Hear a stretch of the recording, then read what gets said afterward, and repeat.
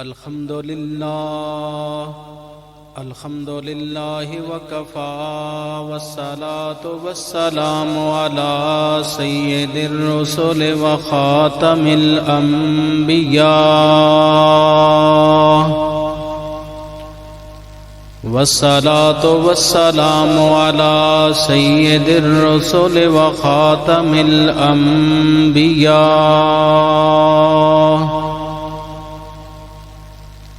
وعلى آله وأصحابه نجوم الهدى وأولياء أمته الأصفياء وعلماء ملته الأتقياء والصلاة والسلام على سيد الرسل وخاتم الأنبياء أما بعد فأعوذ بالله من الشيطان الرجيم بسم الله الرحمن الرحيم ذلك فضل الله يؤتيه من يشاء صدق الله مولانا العظيم وصدق رسوله النبي الأمي الأمين الخبيب الكريم وعلى آله وأصحابه أجمعين أما بعد فأعوذ بالله من الشيطان الرجيم بسم الله الرحمن الرحيم وقال الله تبارك وتعالى في مقام آخر قال النبي صلى الله تعالى عليه وسلم خير الناس من ينفع الناس صدق الله العظيم إن الله وملائكته يصلون على النبي يا أيها الذين آمنوا صلوا عليه وسلموا تسليما درود پاک بآواز بلند الصلاة والسلام عليك يا سيدي يا رسول الله وعلى آلك وأصحابك يا سيدي يا حبيب الله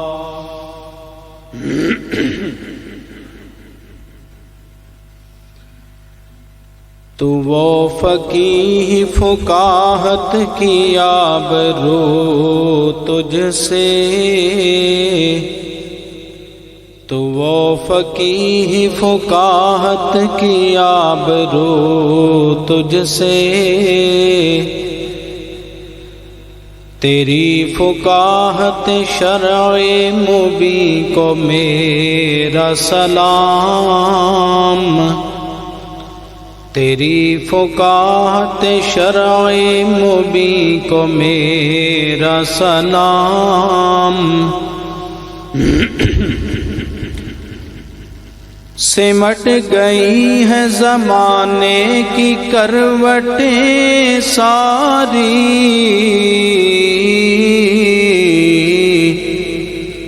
سمٹ گئی ہے زمانے کی کروٹیں ساری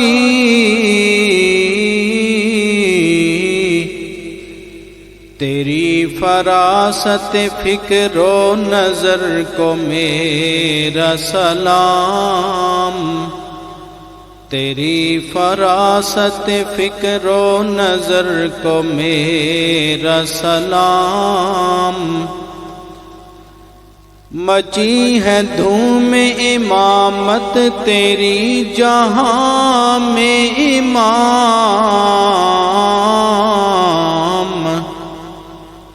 مچی ہے دھوم تیری امامت جہاں میں امام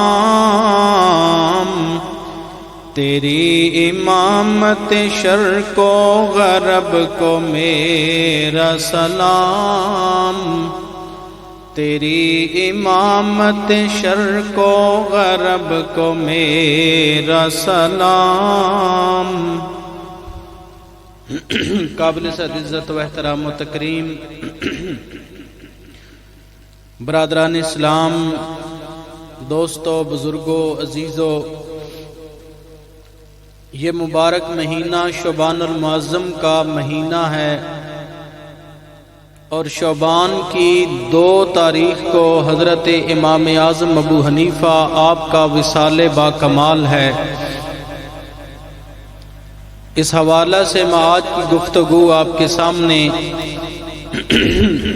ہم حنفیوں کے امام حضرت امام اعظم ابو حنیفہ آپ کی سیرت کے حوالے سے عرض کروں گا اور فضائل کے حوالے سے عرض کروں گا۔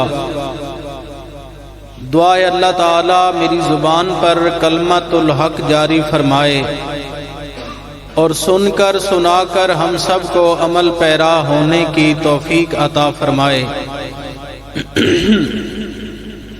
برادران گرامی قدر، کفار مکہ نے یہ سمجھا کہ جس طرح سورج ڈوب جائے تو اندھیرا چھا جاتا ہے، اسی طرح حضور کے وصال کے بعد اس دنیا میں ہدایت کا سلسلہ بند ہو جائے گا اور اس دنیا میں اندھیرا چھا جائے گا۔ لیکن میرے آقا کریم صلی اللہ علیہ وسلم کے بارے میں قرآن کریم نے فرمایا وَيُعَلِّمُهُمُ الْكِتَابَ وَالْحِكْمَةَ، کہ یہ میرا محبوب علم اور حکمت کی تعلیم دینے والا محبوب ہے، کہ جس کی آمد سے پلیت اور ناپاک لوگ پاک ہو گئے، جس کی آمد سے جاہل لوگ عالم بن گئے، جس کی نظر توجہ اور نبوت سے عام لوگ خاص درجات تک پہنچ گئے۔ یہ حضور کی فراست والی نظر تھی کہ جس نے عام قطروں کو دیکھا اور گوہر کر دیا، عام زمین پر بیٹھے بندوں کو اوج ثریا کی بلندی کا مالک بنا دیا۔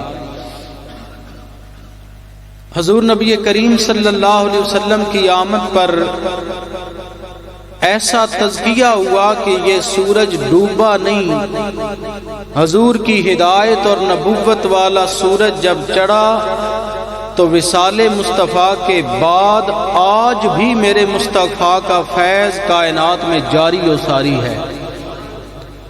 حضور کا فیض ختم نہیں ہوا، اور قیامت تک میرے آقا کا فیض جاری و ساری رہے گا۔ نبی کائنات صلی اللہ علیہ وسلم جس طرف اپنی روحانی نظر فرماتے گئے وہی کائنات کے ستارے بنتے گئے۔ شاعر نے بڑی پیاری ترجمانی کی اور کہا، جس طرف چشم محمد کے اشارے ہو گئے، سامنے جتنے بھی ذرے آئے ستارے ہو گئے۔ یعنی حضور کی آمد سے جہان کو یہ دوام ملا، جہان کو یہ عزت ملی کہ حضور کی نظر سے جو گزرا وہی کائنات میں عزتیں پا گیا۔ کوئی سوچے کہ صرف یہ فیض حضور کی زندگی تک تھا تو یہ بات بے سود ہوگی، یہ فیض زندگی تک نہیں تھا۔ اگر صرف حضور کی زندگی میں ستارے بنتے تو پھر داتا صاحب کون ہیں، بابا صاحب کون ہیں، فرید الدین گنج شکر کون ہیں، امام جلال الدین سیوطی کون ہیں؟ یہ تو نبی کے وصال کے بعد پیدا ہوئے اور کائنات کے ستارے بنے۔ پتہ چلا حضور کا فیض رکا نہیں بلکہ قیامت تک کے لیے جاری و ساری رہے گا۔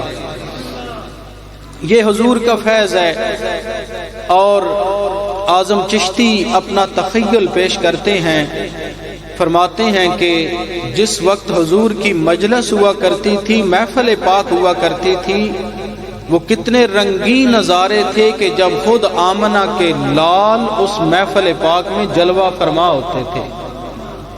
एक हसरत का इज़हार कर रहे हैं कि काश हम भी होते हुजूर के दौर में, हम गुनाहों से लुथड़े हुए, क्या हमारी औकात, लेकिन हुजूर के दौर में होते, हम हुजूर के सामने बैठे होते, हुजूर की बातें सुनते।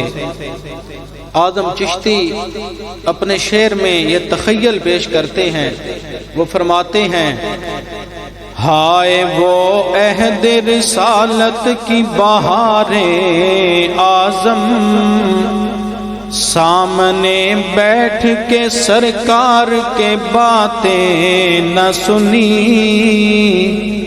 यानी हुजूर के सामने बैठने वाले, हुजूर की तरबियत पाने वाले, अब हुजूर का फैज़ जारी है, इसीलिए मेरे आका करीम सल्लल्लाहु अलैहि वसल्लम हज़रत सलमान फ़ारसी हुजूर के सहाबी हुजूर की खिदमत में तशरीफ़ फरमा थे, तो हज़रत सलमान फ़ारसी के कंधे पर हुजूर ने हाथ रखा और फरमाया कि ये फ़ारसी, सलमान फ़ारसी, ये फ़ारस से रहने वाला है। फरमाया सलमान, तुम्हारे इलाका से ऐसे लोग पैदा होंगे कि जब ईमान लोगों के सीनों से निकलकर सुरैया की बुलंदी तक पहुंच जाएगा, तो फारस से पैदा होने वाले लोग वो ईमान दोबारा इतनी बुलंदी से उतार कर मेरी उम्मत को अता फरमा देंगे।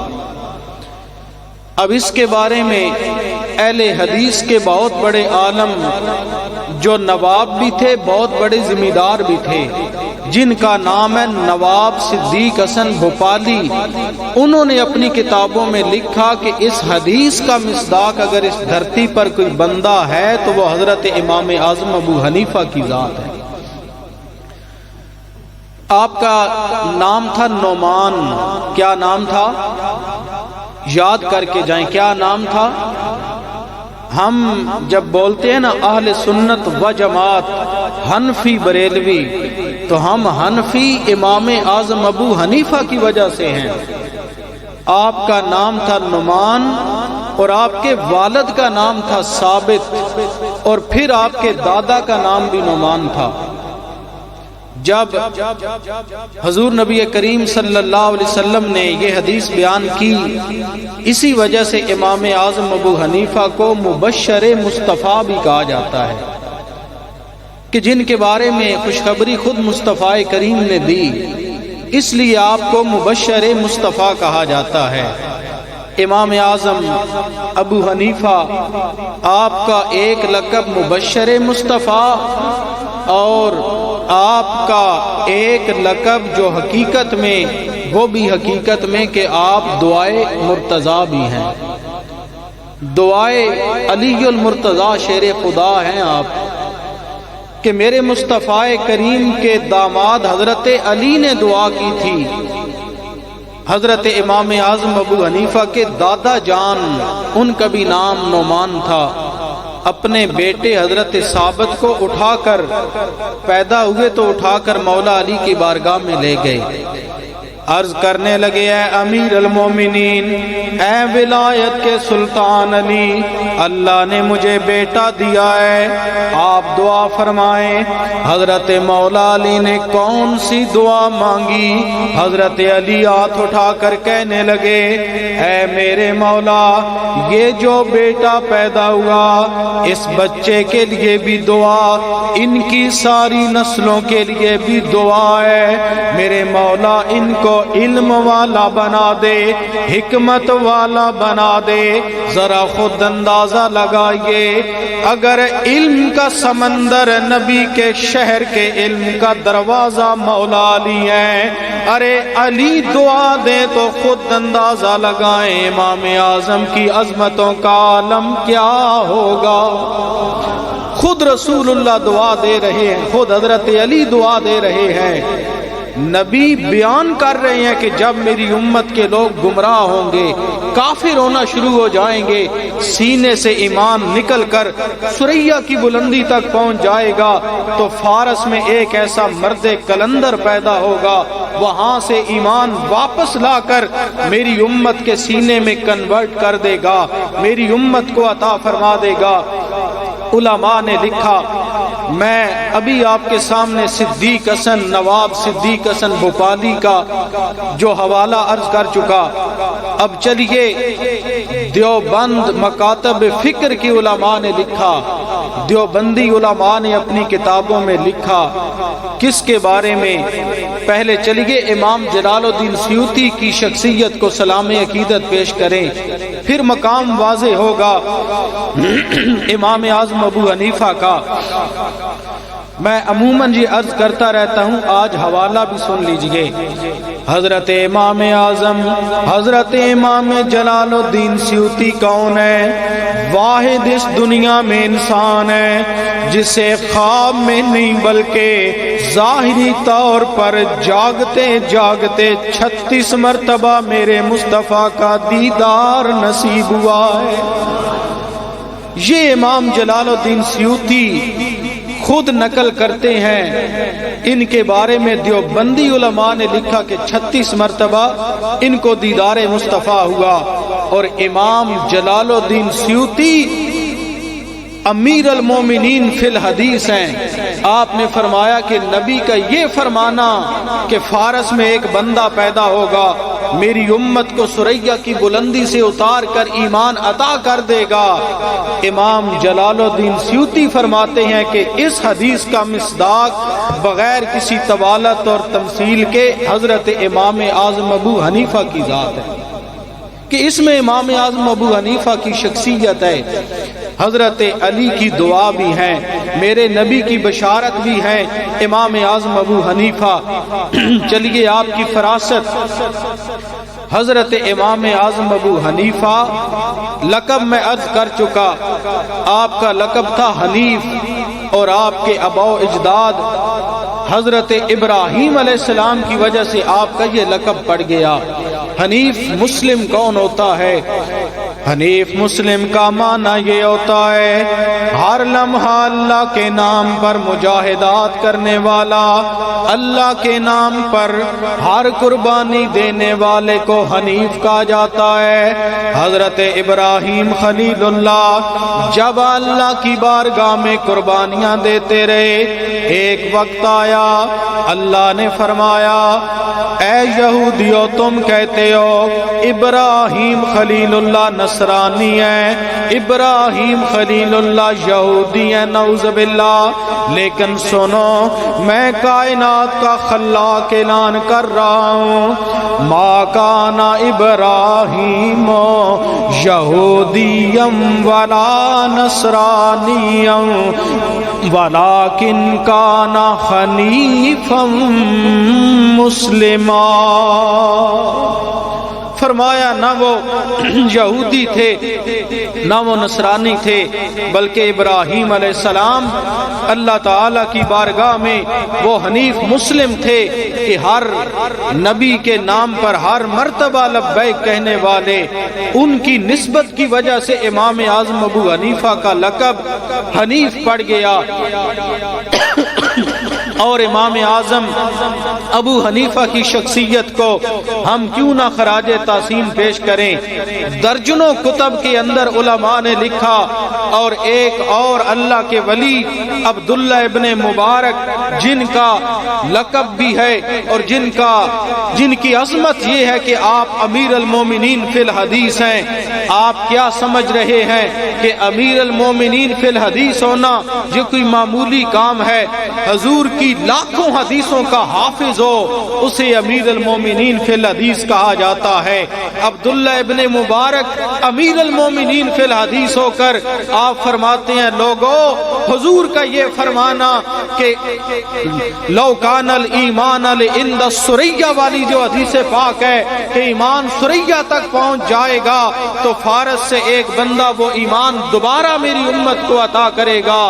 حضرت عبداللہ حضرت عبداللہ مغربی بیان فرماتے ہیں، آپ نے فرمایا کہ اس حدیث کا مصداق بلا تشبیہ و بلا تمثیل حضرت امام اعظم ابو حنیفہ کی ذات ہے۔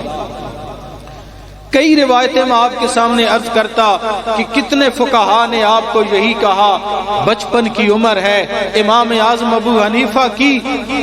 آپ کے پڑوس میں ایک بندہ رافضی تھا، اس کے پاس 2 گدھے تھے۔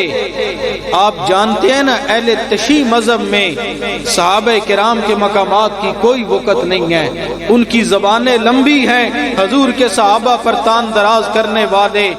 انہوں نے اس نے اپنے گدھوں کا نام نعوذ باللہ، ایک گدھے کا نام ابو بکر رکھ دیا، دوسرے کا نام عمر رکھ دیا۔ جب اسی گدھے کی ٹانگیں پڑنے سے وہ واصل جہنم ہوا، مرا، تو امام اعظم ابو حنیفہ کے پاس جب یہ بات پہنچی کہ حضور گدھے کے مارنے سے وہ ہلاک ہوا، تو امام اعظم ابو حنیفہ کی بچپن کی عمر تھی، آپ کی فراست دیکھیے، آپ کی عقل دیکھیے۔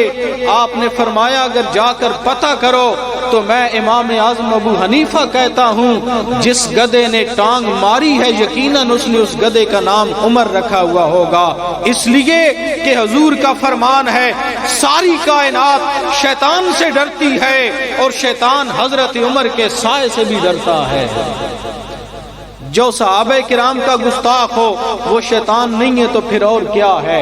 لہٰذا حضرت امام اعظم ابو حنیفہ بچپن کی عمر ہے، 11 سال کی عمر میں عیسائی بادشاہ، عیسائی عالم بڑے بڑے سوال لے کر لوگوں کے سامنے کہہ رہا ہے، مسلمانوں میرے ان سوالوں کا جواب دو، تم بھی سچے، تمہارا مذہب بھی سچا، اگر میرے سوالوں کا جواب کوئی نہیں دے گا تو تم بھی جھوٹے ہو، تمہارا دین بھی جھوٹا۔ اور آپ جانتے ہیں ہر دور میں مسلمانوں کے سینوں سے جوہر حیا ختم کرنے کے لیے عیسائی، انگریز اور یہودیوں نے پلاننگ کی ہے۔ ہر دور میں مسلمانوں کے دلوں سے دین ختم کرنے کے لیے مختلف قسم کی سیاستیں کھیلی گئیں، مختلف کھیل کھیلے گئے۔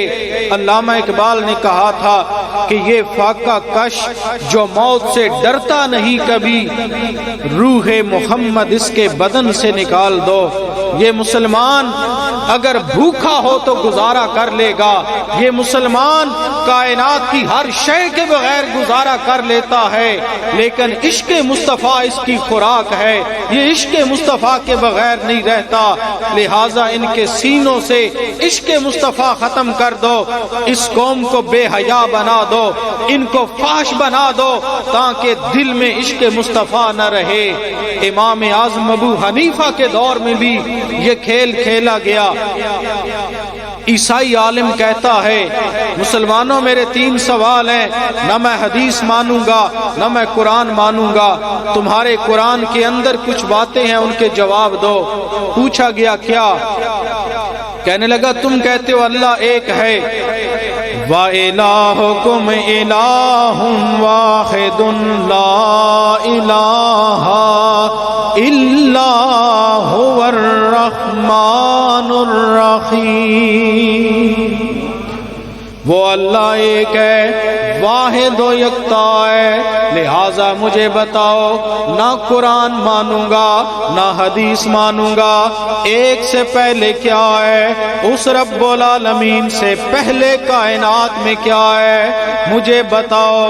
اور دوسرا سوال یہ ہے، قرآن فرماتا ہے کل من علیہا فان ویبقی وجہ ربک ذو الجلال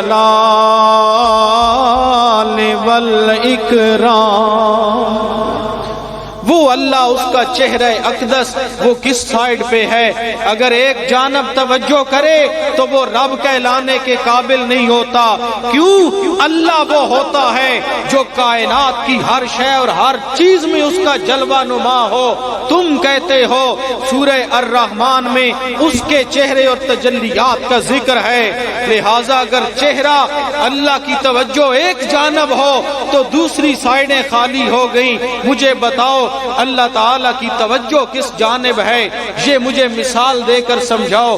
عقلی دلیل مانتا ہوں، قرآن نہیں مانتا۔ اور تیسرا سوال، اللہ تعالیٰ نے فرمایا کل یوم ہوا فی شان، اللہ تعالیٰ کی ہر روز نئی شان ہوتی ہے، لہٰذا مجھے بتاؤ جب میں سوال کروں میرے رب کی شان بتاؤ، اب میرا رب کیا کر رہا ہے؟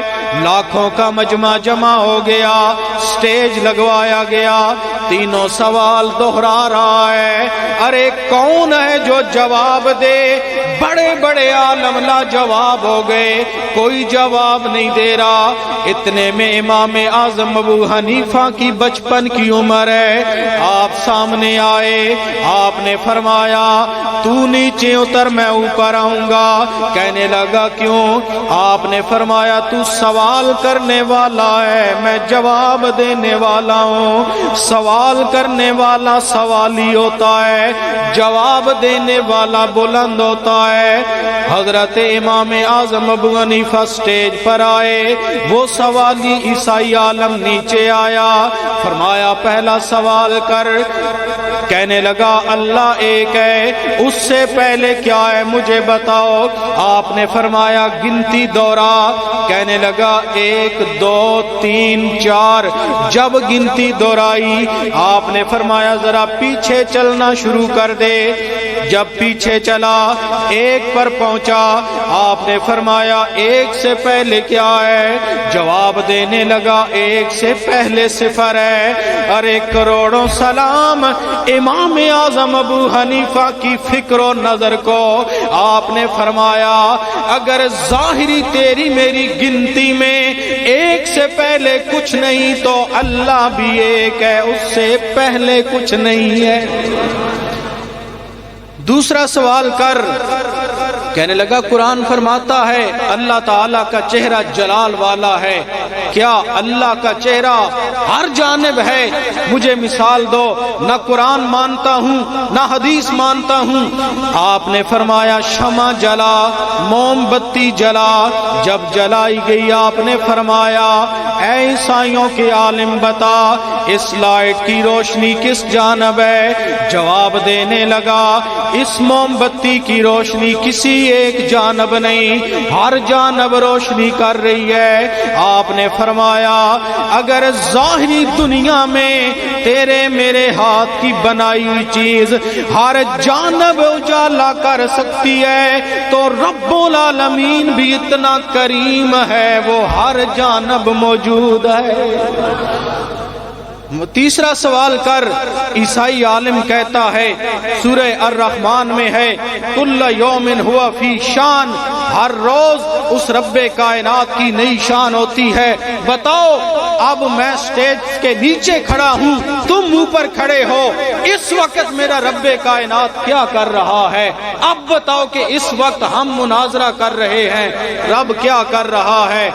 آپ نے فرمایا کہ رب یہی کر رہا ہے، اس نے مجھے بلند کر دیا ہے، تجھے اللہ نے پست کر دیا ہے۔ یہ ہے امام اعظم ابو حنیفہ۔ اسی لیے شاعر آپ کے بارے میں کہتا ہے کہ تو وہ فقیہ فقاہت کی آبرو تجھ سے، تیری فقاہت فکر و نظر کو میرا سلام۔ دہریہ مذہب آیا، کہنے لگا مسلمانوں کا امام ہے، مجھ سے مناظرہ کرو۔ دہریہ کہنے لگا اس کائنات کو بنانے والا کوئی نہیں، زمین خود تخلیق ہوئی ہے، آسمان خود بنایا گیا، کوئی بنانے والا موجود نہیں۔ حضرت امام اعظم ابو حنیفہ نے فرمایا میں ثابت کرتا ہوں یہ ساری دنیا کو بنانے والا میرا رب ذوالجلال ہے۔ آپ نے فرمایا دلیل دے۔ کہنے لگا خود ساری کائنات بن گئی۔ اب مناظرے کا اصول یہ ہوتا ہے کہ جب سوال کرنے والا مناظر سوال کرتا ہے تو اس کے سوال کے اندر سے ہی اسے روکا جاتا ہے، یا مخالف کے ساتھ جب سوال کیا جاتا ہے تو اس سوال کے اندر ابہام پیدا کیا جاتا ہے، اور اس ابہام کے اندر ہی جواب ہوتا ہے۔ اور مناظرہ کا لغوی معنی یہ ہوتا ہے دو فریقوں کی آپس میں علمی بحث ہو اور وہ ثابت کریں کہ میں سچا ہوں اور وہ ثابت کرے میں سچا ہوں۔ آپ نے فرمایا مناظرے کی تعریف، مناظرہ کس بات پہ ہوگا؟ فرمایا اس بات پہ ہوگا تم ثابت کرو گے کہ زمین و آسمان خود بن گئے اور میں ثابت کروں گا کہ کائنات خود نہیں بنی، کوئی بنانے والا موجود ہے۔ مناظرہ ہونا تھا۔ حضرت امام اعظم ابو حنیفہ جان بوجھ کر مناظرے پر لیٹ پہنچے۔ جب پہنچے تو مخالف نے پہلا سوال یہی کیا، بنتا بھی تھا، مناظرے کا اصول ہے، کہتا ہے مسلمانوں کا اتنا بڑا امام وقت کی پابندی نہیں کر رہا، بتاؤ لیٹ کیوں آئے؟ اب سنیے توجہ سے امام اعظم ابو حنیفہ کی فکر کو۔ آپ نے فرمایا جب میں دریا پر پہنچا دریا کے اندر کشتی موجود نہ تھی۔ جب میں نے دیکھا ایک درخت اپنی جڑوں سے ہلنے لگا، اس درخت میں پھر کٹاؤ پیدا ہوا، تختے بنے، خود بخود کشتی تیار ہو گئی۔ وہ کشتی درخت والی پھر وہ دریا میں تیرنے لگی، پھر میں اس پر سوار ہوا، دریا کے پار پہنچا۔ مخالف کہنے لگا مسلمانوں کا اتنا بڑا امام ہو کر جھوٹ بولتا ہے، کیا ایسے بھی ممکن ہے کہ خود کشتی بن جائے، خود درخت کے تختے بن جائیں؟ یہ ناممکن ہے۔ حضرت امام اعظم ابو حنیفہ بولے، آپ نے فرمایا اگر غور کر تو مناظرہ تو میں جیت چکا ہوں۔ کہنے لگا مناظرہ تو شروع نہ ہوا۔ آپ نے فرمایا تو نے خود اپنی زبان سے اقرار کیا ایسا ممکن نہیں کہ کائنات میں خود کشتی بن جائے، خود تختے بن جائیں، خود دریا میں تیرنا لگ جائے۔ آپ نے فرمایا اگر ایک کشتی خود بخود نہیں بن سکتی تو زمین و آسمان بھی خود نہیں بن سکتے۔ اس کائنات کو یا رسول اللہ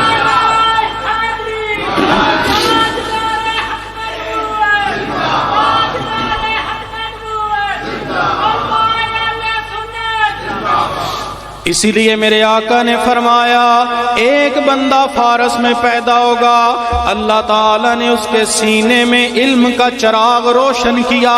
اگر میری امت کے لوگ اگر گمراہ ہو جائیں گے ایمان ثریا کی بلندی سے بھی واپس عطا کرے گا۔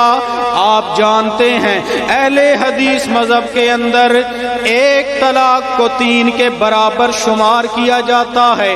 اہل حدیث کے مذہب میں ہاتھ چھاتی پر باندھ کر امام کے پیچھے بلند آواز سے آمین کہا جاتا ہے۔ امام کے پیچھے سورہ فاتحہ بھی پڑھنے والے ہیں۔ حضرت امام اعظم ابو حنیفہ سے مناظرہ ہوا، اس بات پر مناظرہ ہوا کہ آپ ثابت کیجئے امام کی قرات مقتدی کی قرات ہے۔ حضرت امام اعظم مناظرہ کے لیے پہنچے، 8 یا 10 بندوں کا وفد آیا۔ آپ نے فرمایا اگر تم سب بولو گے پھر مناظرہ نہیں ہو سکتا، اپنے اندر ایک بندہ امیر چن لو، وہی مجھ سے سوال کرے، اسی کے سوالوں کا میں جواب دوں گا۔ سب بولیں گے تو بد نظمی پیدا ہوگی۔ کہنے لگے ٹھیک ہے ہم اپنا امیر چنتے ہیں۔ آپ نے فرمایا مناظرہ تو میں جیت گیا۔ کہنے لگے کس انداز میں؟ آپ نے فرمایا تم نے خود تسلیم کیا ایک ہمارا امیر ہوگا، اسی کے جواب ہمارے جواب ہوں گے، لہذا امام کی قرات بھی مقتدی کی قرات ہوگی، مقتدی علیحدہ قرات نہیں کرے گا۔ یہ ہے شافعی اور ہمارے امام اعظم ابو حنیفہ صرف فکر و نظر میں نہیں بلکہ زہد اور تقوی میں بھی بے مثال۔ اگر کائنات دیکھنا چاہے کہ زہد اور تقوی میں بے مثل کون ہے تو امام اعظم ابو حنیفہ کی ذات ہے۔ اگر زندگی بھر کے تہجد گزار کو دیکھنا ہو تو امام اعظم ابو حنیفہ کی ذات ہے۔ اگر مبشر مصطفیٰ کوئی ذات ہے تو امام اعظم ابو حنیفہ کی ذات ہے۔ ہے اگر دعائے شیر خدا علی ابن ابی طالب کوئی ذات ہے تو امام اعظم ابو حنیفہ کی ذات ہے۔ ارے تفکر میں بے مثال، ارے فکر میں بے مثال، عقل کی صلاحیتوں میں بے مثال، کہ علماء نے کہا لوگو اللہ کی قسم امام اعظم ابو حنیفہ کو اللہ نے اتنی فکر عطا فرمائی تھی، اگر ایک مٹی کے ستون کو یہ کہہ دیں کہ یہ ستون اینٹوں کا نہیں یہ سونے کا ہے تو امام اعظم ابو حنیفہ اپنی دلائل سے علم سے ثابت کر سکتے ہیں کہ ہاں ہاں یہ ستون سونے کا بنا ہوا ہے۔ اللہ تعالیٰ نے اتنے علم اور تفقہ سے نوازا۔ پھر امام شافعی بھی اور امام اعظم ابو حنیفہ کے جو شاگرد تھے، امام شافعی، امام مالک اور امام احمد بن حنبل، ان تینوں اماموں نے حضرت امام اعظم ابو حنیفہ کو اپنا امام مانا ہے۔ دعائے اللہ تعالیٰ ہمیں صحیح معنوں میں اپنے امام اعظم ابو حنیفہ کی تقلید کرنے کی توفیق عطا فرمائے۔ وما علینا الا البلاغ۔